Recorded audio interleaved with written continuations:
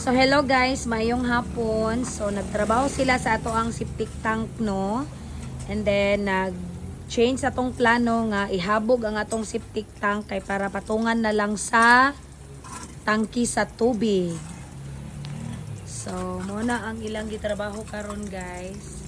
Ang atong septic tank. Nag-overtime mo? Unsa man eh? Mag-iwan si Purman yung overtime. Eh, mag-iwan pa, mag-over niya eh. Gani, alas 4 na ba ya? Hi dong. Hello. So tora si Dodong o nagpintura.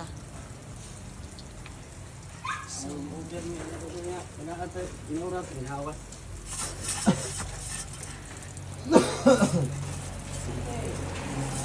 Unya, tan-aw na to diri sa pikas nga side. Oops. Oh, nahuman nagpintura, puti. Wala na dito.